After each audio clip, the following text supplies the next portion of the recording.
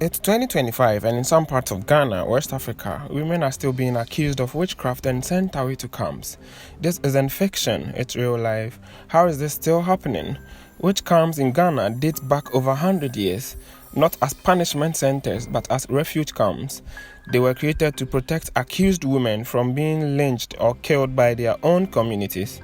But let's be honest, what kind of refuge isolates you from your family, strips you of your dignity, and labels you as a witch for life? Most of the women here are old, widowed, or poor. Many have been blamed for death, illness, or even dreams that someone else had.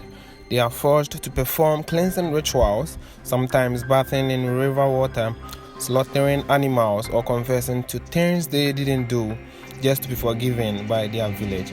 In places like Gambaga, Nani, and Kukuo, these camps still exist today.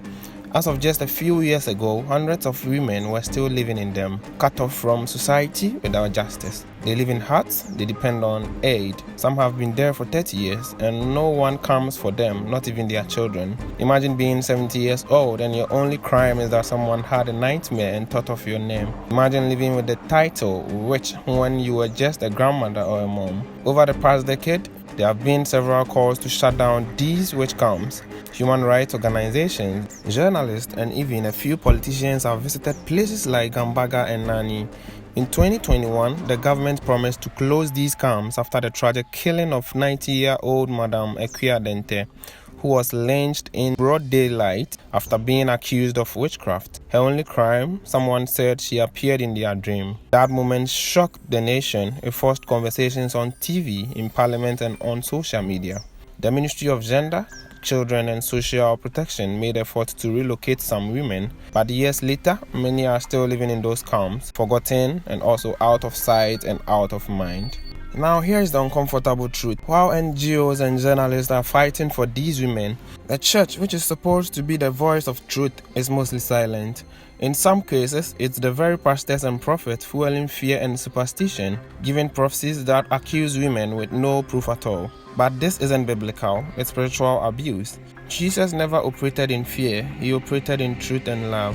We lay hands on people for healing, but refuse to hold the hands of the broken. We host revivals in stadiums, but ignore the prisons we've helped build with false accusations. You watching this, maybe you are the voice they need. So maybe you are watching this and thinking, but I'm just one person. What can I really do? The truth is, change always starts with one person who refused to stay silent. As Christians, we are called to love, protect, and honor the vulnerable, including our elders. Accusing older women of witchcraft is not only unjust but goes against Christ's teachings of compassion, truth, and dignity. The Bible reminds us in Leviticus chapter 19, verse 32, to stand up in the presence of the aged, and in Proverbs chapter 31, verse 8 to 9, to speak up for those who cannot speak for themselves.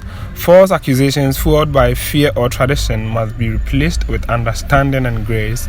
We must educate our communities with truth, support victims with care and shelter, and urge leaders, both spiritual and traditional, to speak out against this evil.